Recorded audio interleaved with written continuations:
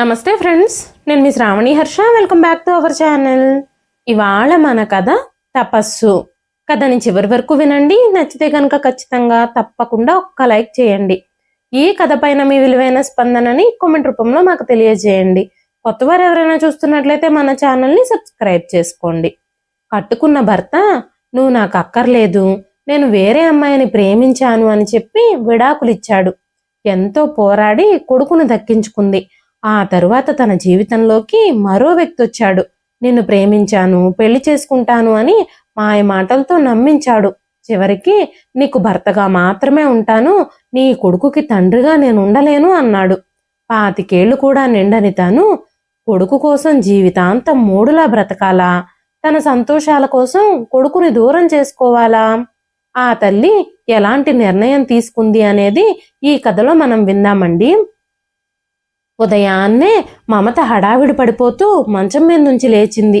ఈ రోజు తన స్నేహితులతో కలిసి బయటకు వెళ్లాలని ప్లాన్ చేసింది. రాత్రి తన అత్తగారు రేవతి గారు చోలే కర్రీ తయారు చేసి ఫ్రిడ్జ్లో ఉంచారు. పొద్దున్నే లేచి పిండి కలిపి పూరీలు చేయాలని మమత అనుకుంది. తొందరగా పని పూర్తి చేసి తన ఫ్రెండ్స్తో కలిసి బయటకు వెళ్లాలని గబగబా నిద్రలేచి కళ్ళు మూసుకొని తనకి మంచి ఇల్లుని, మంచి కుటుంబాన్ని, మంచి అత్తగారిని, భర్తని ఇచ్చినందుకు భగవంతుడికి కృతజ్ఞతలు తెలుపుకుంది. మమతకి తల్లి లేదు. మమత వాళ్ళ నాన్నగారు తనకి తల్లి ప్రేమని, తండ్రి ప్రేమని అందించినప్పటికీ ఇప్పటికీ తనెప్పుడూ తల్లి ప్రేమను కోరుకుంటూనే ఉండేది. పెళ్ళైన తర్వాత తన ఆ కోరిక తీరింది. మమత అత్తగారు రేవతి గారు మమతని కన్న కూతురు కంటే ఎక్కువగా చూసుకునేవారు. మమత గబగబా వంటగదిలోకి వెళ్ళి పూరీల కోసం పిండి కలిపి 2 కప్పుల టీ కూడా చేసింది. 2 కప్పుల టీ తీసుకొని అత్తగారి గదిలోకి వెళ్ళి, అత్తయ్య గారు లేవండి, నాకు బయటకు వెళ్ళడానికి మళ్ళీ లేట్ అయిపోతుంది, మన ఇద్దరం కలిసి టీ తాగుదామని ఇద్దరి కోసము టీ తీసుకొచ్చాను, లేచి టీ తాగండి అంటూ అత్తగారిని చెయ్యి పట్టుకుని లేపబోయింది. అంతలోనే రేవతి గారి శరీరం అంతా విపరీతమైన జ్వరంతో కాలిపోతుంది. ఆవిడ ఒళ్ళు వేడిగా తగిలింది. మమత అత్తగారి నుదుటిమైన తన చేతితో తాకింది. గబగబా తన బెడ్రూంలోకి పరిగెత్తుకుంటూ వెళ్ళి తన భర్త రోహిత్తో, రోహిత్ రోహిత్ తొందరగా లెగువు, అత్తయ్య గారికి ఇవాళ ఎంత జ్వరం వచ్చిందో తెలుసా, ఆవిడ ఒళ్ళు కాలిపోతుంది అని చెప్పగానే రోహిత్ గబగబా లేచి తన తల్లి గదిలోకి వెళ్ళాడు. వెంటనే మమత కూడా తన స్నేహితురాలు హేమకి ఫోన్ చేసి, హేమ నన్ను క్షమించు, నేను ఈరోజు నీతో పాటు షాపింగ్కి రాలేను, మా అత్తయ్య గారు చాలా అనారోగ్యంతో ఉన్నారు, నాకు ఈరోజు నీతో బయటికి రావడం అస్సలు కుదరదు అని చెప్పగానే, హేమ ఏం చెప్తున్నావు మమత, నువ్వు చివరి క్షణాల్లో నువ్వు ప్రోగ్రామ్ని క్యాన్సిల్ చేస్తున్నావా? ఈరోజు ఆదివారం, ఈరోజు మీ ఆయన ఇంట్లోనే ఉంటాడు కదా, ఈ రోజు మనం షాపింగ్కి వెళదామని ఎన్నో రోజుల నుంచి ఎదురు చూస్తున్నాము.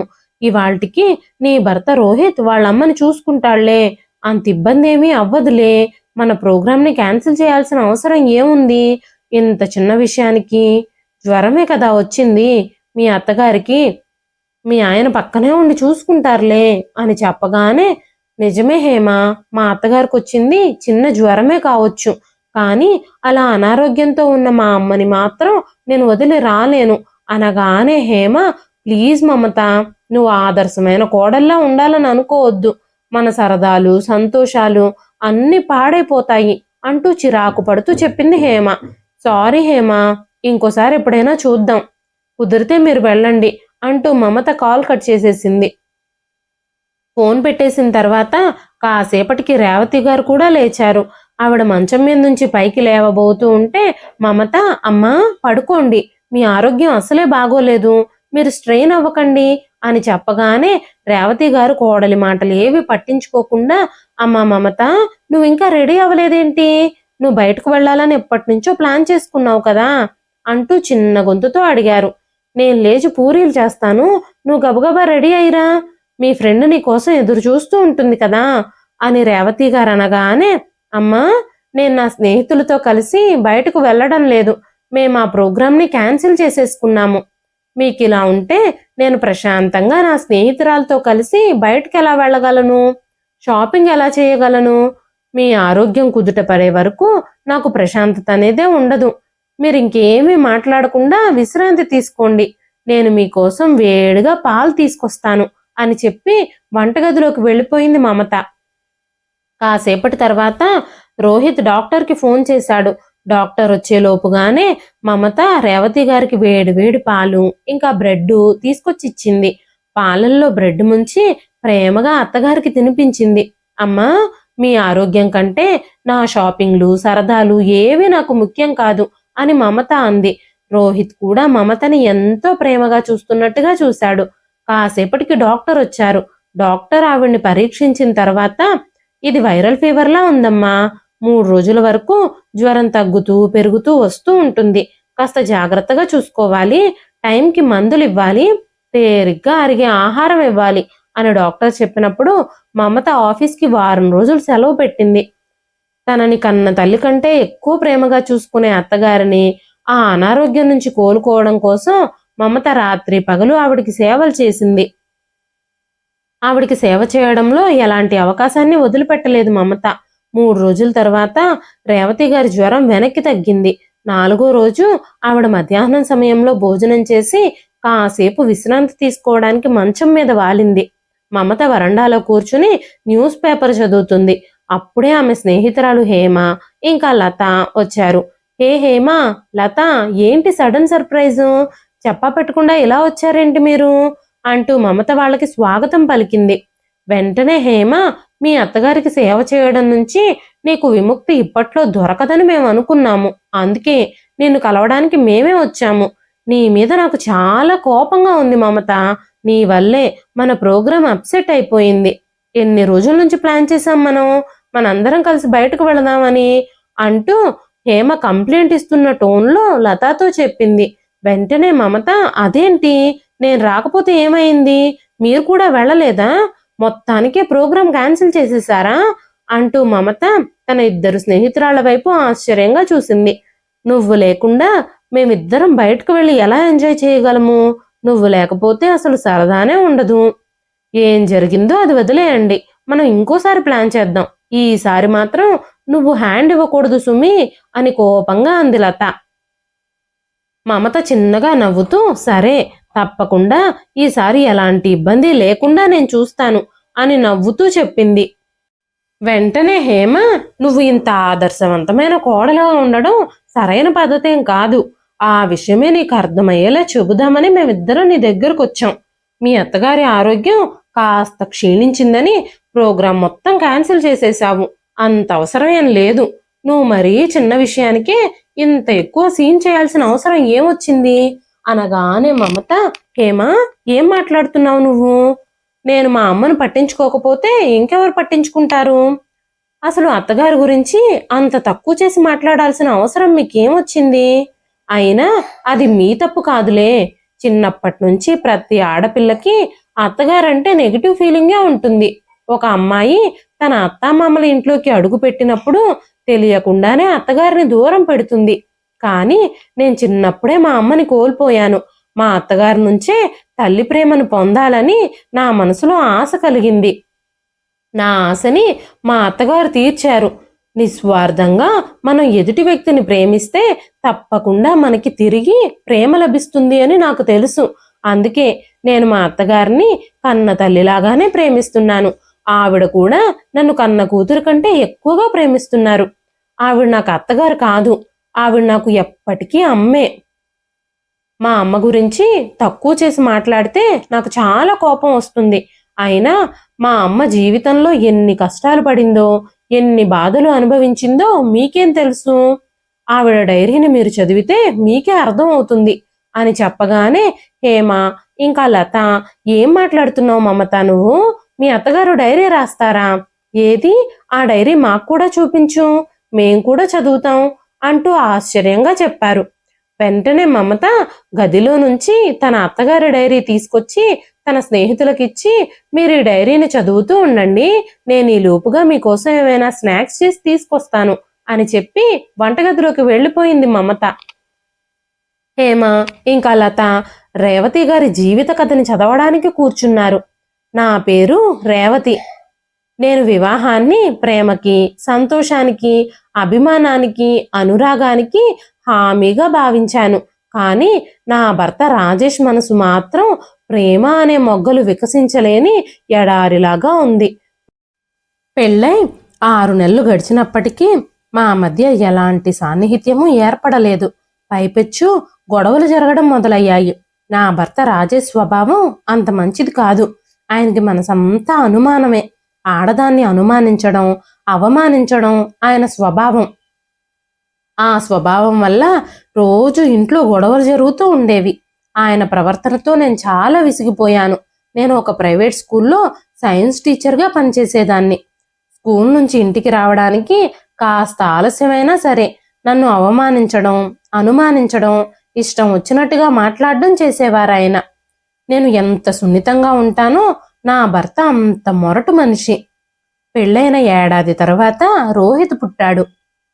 రోహిత్ పుట్టిన తర్వాత నా పరిస్థితులన్నీ మెరుగుపడతాయని నేను భావించాను. కానీ నా ఆశ కూడా భ్రమే అయ్యింది. కుటుంబ కలహాలు క్రమక్రమంగా రోహిత్ని ప్రభావితం చేయడం ప్రారంభించాయి. రోహిత్ మా ఇద్దరి మధ్య జరుగుతున్న గొడవలు చూసి భయపడ్డం మొదలుపెట్టాడు. మా ఇద్దరి మధ్యలో జరుగుతున్న గొడవలు రోహిత్ మనసుపైన చాలా ప్రభావం చూపించడం మొదలుపెట్టాయి. సాధారణంగా ఇతర పిల్లల్లాగా రోహిత్ యాక్టివ్గా ఉండేవాడు కాదు, అల్లరి చేసేవాడు కాదు, ఆటల మీద కూడా ఆసక్తి చూపించేవాడు కాదు, మౌనంగా ఉండేవాడు. కాలం గడిచిపోతూ ఉంది. నా భర్త రాజేష్ జీవితంలో అనిత అనే మరొక అమ్మాయి ఉందని తెలియగానే మా మధ్య దూరం అగాధంలా మారిపోయింది. రాజేష్ తనతో పాటు ఆఫీస్లో పనిచేసే అనిత అనే అమ్మాయితో ప్రేమలో ఉన్నాడని అప్పుడే నాకు తెలిసింది. అప్పుడే ఒక పార్టీలో చూశాను ఆమెని. ఆమె చనువుగా రాజేష్ చేతులు పట్టుకోవడం నా మనసులో మెదులుతూనే ఉంది. కానీ అప్పటికి నాకు రాజేష్పై అపనమ్మకం లేదు. రాజేష్ కారణం లేకుండా నన్ను ఎందుకు అనుమానిస్తున్నాడో నాకు ఇప్పుడే అర్థమైంది. ఆయన మనసులో ఒక అపరాధ భావం ఉంది. అది ఆయన్ని బాధ పెడుతుంది. ఒకరోజు నాతో పాటు స్కూల్లో పనిచేసే మరొక లేడీ టీచర్తో కలిసి నేను షాపింగ్ చేస్తూ ఉండగా ఎదురుగా రాజేష్ రావడం గమనించాను. అంతేకాకుండా తనతో పాటు అనిత కూడా నడుస్తూ ఉంది. రాజేష్ చెయ్యి అనిత నడుం మీద ఉంది. ఆ రోజు రాత్రి మా ఇద్దరి మధ్యలో పెద్ద గొడవే జరిగింది. సిగ్గు లేకుండా తననే ప్రేమిస్తున్నానని, తన కోసం నిన్నైనా వదులుకోవడానికి సిద్ధంగా ఉన్నాను అని చెప్పాడు రాజేష్. తాలి కట్టిన నిన్నైనా వదులుకుంటాను గాని ప్రేమించిన తనని మాత్రం వదులుకోలేను అన్నాడు. నాకు నీ మీద కొంచెం కూడా ప్రేమ లేదు, నీతో ఇక నేను బ్రతకలేను అని చెప్పాడు రాజేష్. నాకు పరిస్థితి అర్థమైన వెంటనే మేమిద్దరం విడాకులు తీసుకున్నాము. నేను రోహిత్పై నా చట్టపరమైన హక్కుల్ని కోరుకున్నాను. దానికి రాజేష్ కూడా అంగీకరించాడు. అది నా జీవితంలో అత్యంత కష్టమైన కాలం. జనం ప్రశ్నించే కళ్ళు చాలా దూరం నుంచే నన్ను అనుసరిస్తూ ఉన్నాయి.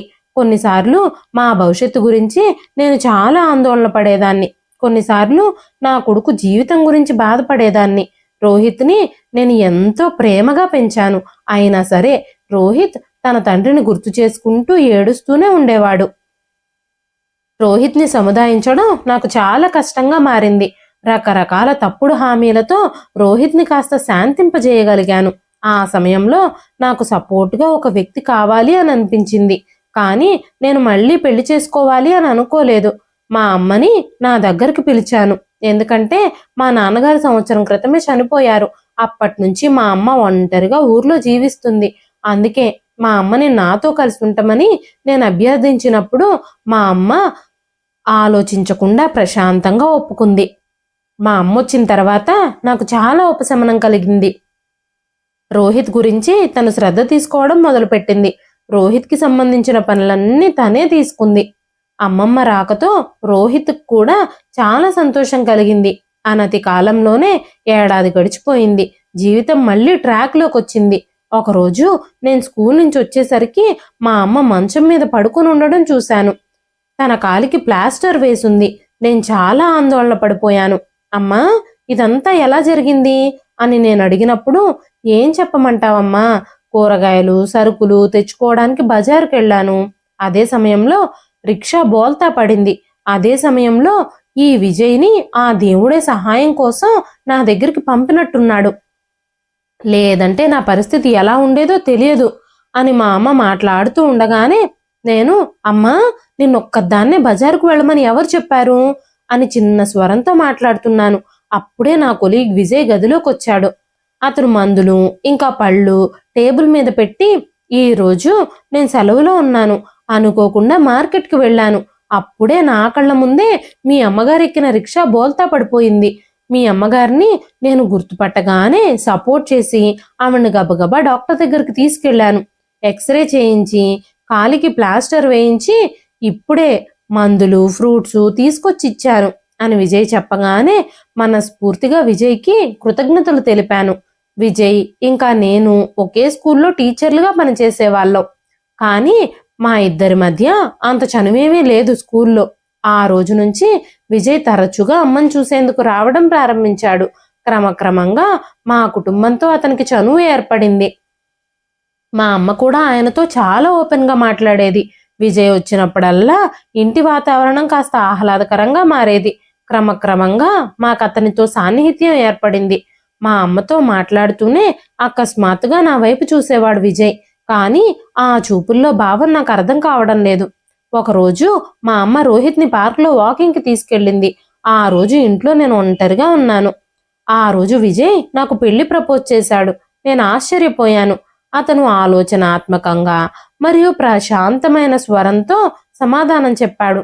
కానీ రెండో పెళ్లి గురించి నేనెప్పుడూ ఆలోచించలేదు. ఏది ఏమైనా నువ్వు పెళ్లి కాని వాడివి, నేను పెళ్ళయ్యి భర్తను వదిలేసి ఒక కొడుకుకి తల్లిని. మనిద్దరికీ పెళ్లి జరగడం ఇది ఎలా సాధ్యమవుతుంది అని నేను అడిగినప్పుడు, విజయ్ నేను పెళ్లి కాని వాడినే, కానీ నీకంటే 2 ఏళ్లు పెద్దవాణ్ణి. నేను తొందరపడ్డమేమీ లేదు, ఎలాంటి హడావిడి లేదు. మీరు బాగా ఆలోచించుకొని సమాధానం చెప్పండి అని చెప్పి విజయ్ వెళ్ళిపోయాడు. ఆ రోజు రాత్రి నేను మా అమ్మతో ఈ విషయం చెప్పగానే మా అమ్మ ఒక్కసారిగా ఆశ్చర్యపోయింది. నిజం చెప్పాలంటే ఆ ఆలోచన నా మనసులో కూడా చాలాసార్లు వచ్చింది అని మా అమ్మ నాతో చెప్పింది. విజయ్ చాలా మంచివాడు, చాలా ఉల్లాసంగా ఉంటాడు, అన్ని విధాలుగా నీకు తగినవాడు అని మా అమ్మ అనగానే, అమ్మా నువ్వు ఎలాంటి విషయాలు మాట్లాడుతున్నావు, నేను ఒక కొడుకుకు తల్లిని అనగానే మా అమ్మ, నువ్వు ఒక కొడుకుకు తల్లివే, కానీ ఒక ఆడదానివి అన్న విషయం మర్చిపోవద్దు. ఒంటరిగా ఒక రాయిలాగా నీ జీవితాన్ని ఎలా గడుపుతావు? నీకేమంత వయసు అయిపోయిందని? కొన్నేళ్లలో నీ కొడుకు రోహిత్ పెద్దవాడైపోతాడు. ఇక తనకి తనదైన ప్రపంచం ఉంటుంది. నువ్వు నీ జీవితంలో ఒంటరిగా మిగిలిపోతావు. నేనింకా ఎన్ని రోజులు బ్రతుకుతానో నాకే తెలియదు. ఆ సమయంలో అవకాశం వచ్చినప్పుడు సరైన నిర్ణయం తీసుకోలేకపోయాను అని నువ్వు బాధపడతావు. పెళ్లి తర్వాత రోహిత్ నీతో పాటే ఉంటాడు. నీకు ఆల్రెడీ పెళ్ళయిందని కొడుకున్నాడని తెలిసే కదా విజయ్ నిన్ను పెళ్లి చేసుకుంటాను అని అంటున్నాడు. నీ పరిస్థితులన్నీ తెలిసిన వ్యక్తి, నిన్ను అర్థం చేసుకున్న వ్యక్తి మళ్ళీ నీ జీవితంలోకి భర్తగా రావడం నీ అదృష్టమే కదా అంటూ మా అమ్మ నాకు చాలాసేపు వివరిస్తూనే ఉంది. ఆ తరువాత అమ్మ నిద్రపోయింది. కానీ నాకు మాత్రం ఆ రాత్రి నిద్ర కరువే అయ్యింది. నా మనసులో ఆలోచనల తుఫాను మొదలైంది. అమ్మ చెప్పింది నిజం.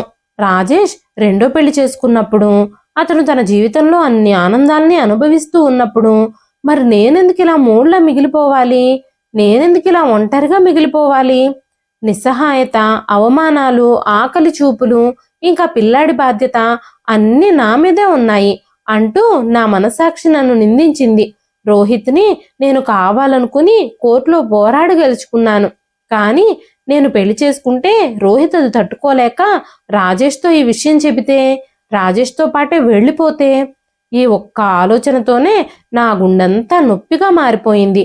ఈ భావన నా మనసులోకి రాగానే నేను రోహిత్ని గట్టిగా కౌగిలించుకున్నాను. రోహిత్ లేకుండా నేను జీవించలేదు. ఏది ఏమైనా నాకు రోహితే ముఖ్యం అని నేను అనుకున్నాను.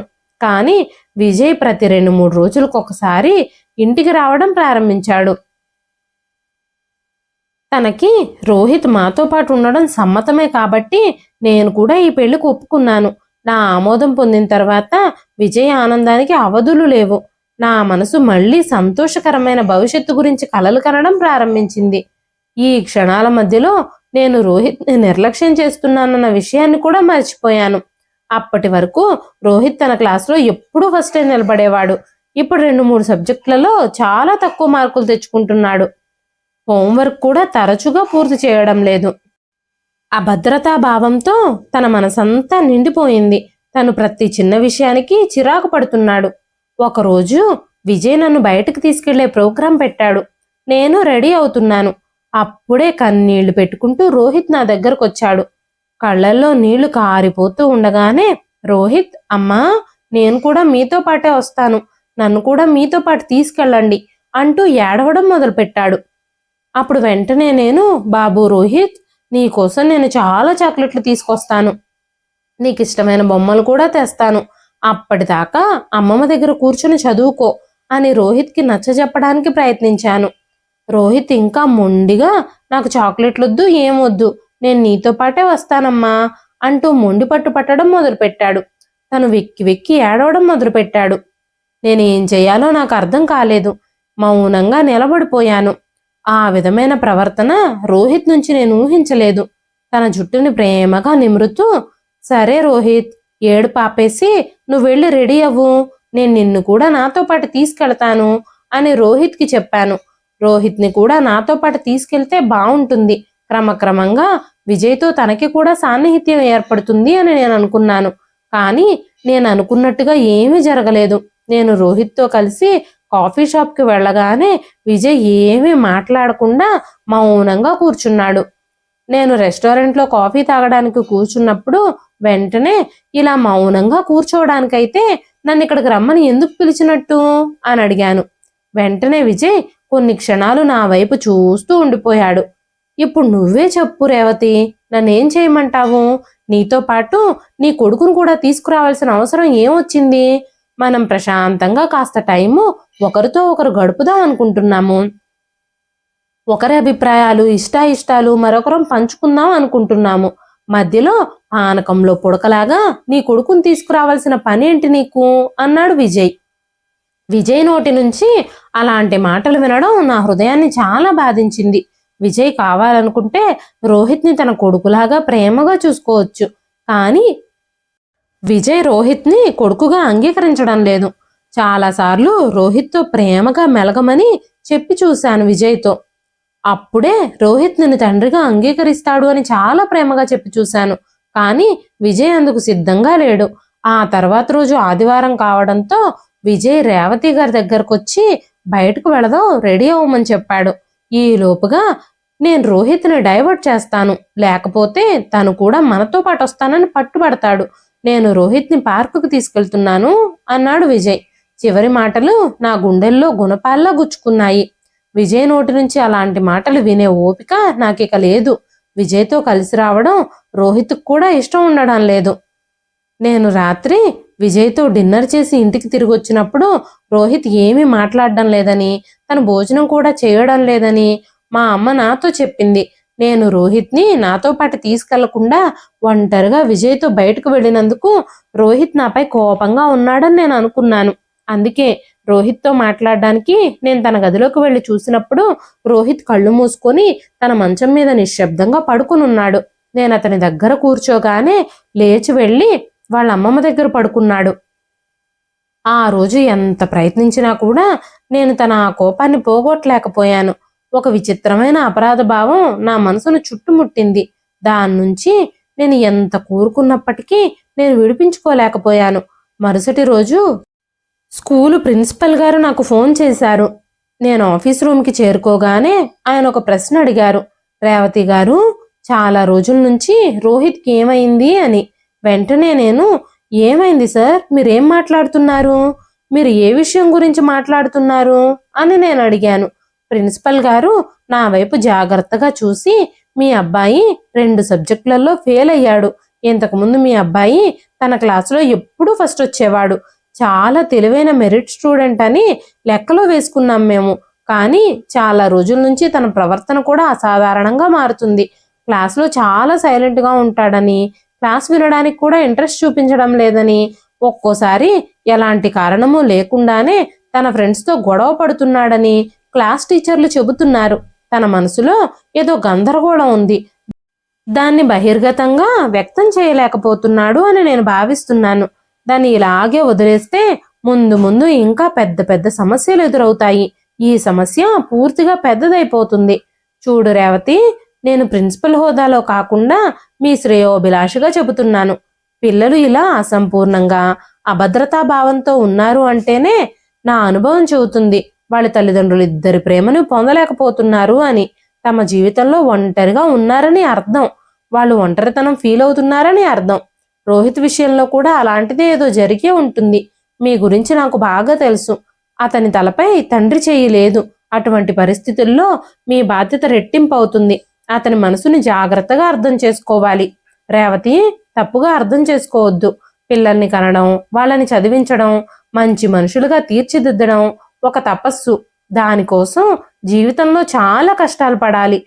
కోరికలను త్యాగాలు చెయ్యాలి. అప్పుడే తపస్సు ఫలిస్తుంది అని ప్రిన్సిపల్ గారు చెబుతున్న మాటలు నిద్రపోతున్న నా మనస్సాక్షిని తట్టి లేపినట్టయ్యాయి. ఆ రోజు నేను స్కూల్లో అంతా శాంతిగా ఉన్నాను. సాయంత్రం నేను రోహిత్కి కొత్త బట్టలు తీసుకొచ్చాను. కొత్త బట్టలు వేసుకొని రోహిత్ రెడీ అయ్యాక, అమ్మా, మనం ఎక్కడికైనా వెళుతున్నామా అని అడిగాడు రోహిత్. వెంటనే రోహిత్ మళ్ళీ, విజయ్ అంకుల్ కూడా వస్తున్నారా మనతో పాటు అని సందేహంగా అడిగాడు. లేదు లేదు బాబు, నేను, నువ్వు, అమ్మమ్మ మాత్రమే వెళుతున్నాం అని చెప్పినప్పుడు అతనిలో కొంత భరోసా కల్పించింది. పార్లర్లో ఐస్ క్రీం తిని క్యారం బోర్డు కొనుక్కొని ఇంటికి తిరిగొచ్చాం. రాత్రి అతనితో చాలాసేపు క్యారం బోర్డు ఆడి తర్వాత నేను రోహిత్ దగ్గర పడుకున్నప్పుడు రోహిత్ సంతోషంగా ఉండడం చూశాను. అప్పుడే నేను రోహిత్ని మెల్లగా మాటల్లో దింపి, బాబు రోహిత్, ఆ రోజు నువ్వు విజయ్ అంకుల్తో పార్క్లోకి వాకింగ్కి వెళ్ళావు కదా, అప్పుడు మీ ఇద్దరు ఏం మాట్లాడుకున్నారు? మీరు ఏం తిన్నారు అక్కడ? నువ్వు ఎలా ఎంజాయ్ చేశావు అని అడిగినప్పుడు రోహిత్ మొహం అంతా పాలిపోయినట్టు అయ్యింది. నేను మళ్ళీ రోహిత్ని అడిగాను, బాబు, నీకు విజయ్ అంకుల్ అంటే ఇష్టం లేదా అంటూ నేను కుదుపుతూ అడిగినప్పుడు రోహిత్ లేచి నిలబడ్డాడు. అతని కళ్ళల్లో కోపం ఇంకా కన్నీళ్లు రెండూ నిండిపోయాయి. మమ్మీ, విజయ్ అంకుల్ నువ్వు పెళ్లి చేసుకోబోతున్నారట కదా? విజయ్ అంకుల్ చెప్పారు. నిజమేనా? మమ్మీ, నేను హాస్టల్కి వెళ్ళను మమ్మీ. హాస్టల్కి వెళ్ళడం నాకు ఇష్టం లేదు. నేను నీకు దూరంగా ఉండలేనమ్మా అని ఏడుస్తున్నాడు రోహిత్. హాస్టలా? ఎవరు చెప్పారు నీకు హాస్టల్ అని? హాస్టల్లో ఉండడం ఏమిటి అసలు? ఈ కొత్త విషయం నన్ను చాలా ఆశ్చర్యపరిచింది. హాస్టల్ చాలా బాగుంటుందని ఆ రోజు విజయ్ అంకుల్ చెప్పారు. విజయ్ అంకులు, నువ్వు పెళ్లి చేసుకున్న తర్వాత మీరు నన్ను హాస్టల్లోనే ఉంచుతారు కదా? నాన్న ఇంతకు ముందు ఎప్పుడో మనల్ని వదిలి వెళ్ళిపోయాడు. ఇప్పుడు నువ్వు కూడా నన్ను వదిలి వెళ్ళిపోతావా? అయినా సరే నేను హాస్టల్కి వెళ్ళను. అమ్మమ్మతో కలిసి ఇక్కడే ఉంటాను. నువ్వు, అమ్మమ్మ లేకుండా నేను ఉండలేనమ్మా అని ఏడుస్తున్నాడు రోహిత్. రోహిత్ మాటలు విని నా మొహం పాలిపోయింది.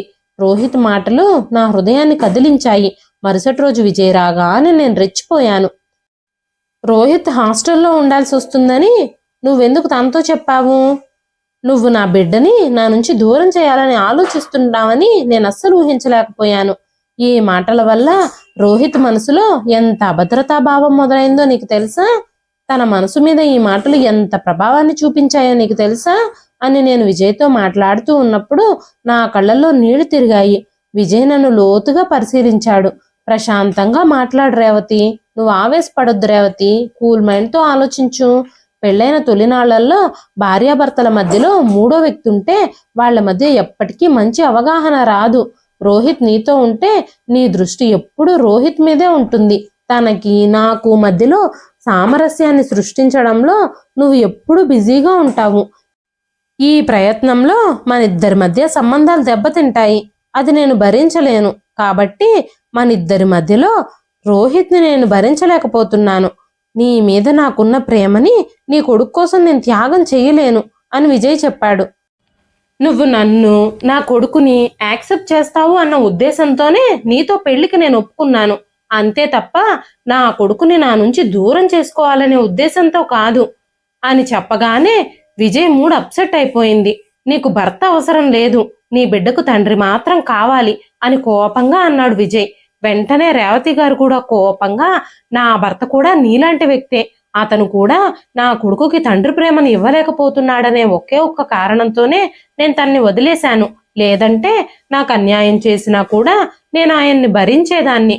నీ మనసులో ఇలాంటి భావాలున్నాయని నాకు ముందే తెలుసుంటే నేను ఈ దారిలో అసలు వెళ్లేదాన్నే కాదు. ఈ మాటలు వినగానే విజయ్ కోపంగా లేచి వెళ్ళిపోయాడు. అప్పుడు రోహిత్ తలుపు వెనకాలే నిలబడి చూస్తూ ఉన్నాడు. వెంటనే నేను తనని నా ఛాతికి కౌగిలించుకొని వెక్కి వెక్కి ఏడ్చాను. అమ్మా, నువ్వేడవద్దు, నేను నిన్ను చాలా జాగ్రత్తగా చూసుకుంటాను. నువ్వు ఏది చెబితే అదే నేను వింటాను అంటూ రోహిత్ కన్నీళ్లతో అన్నాడు.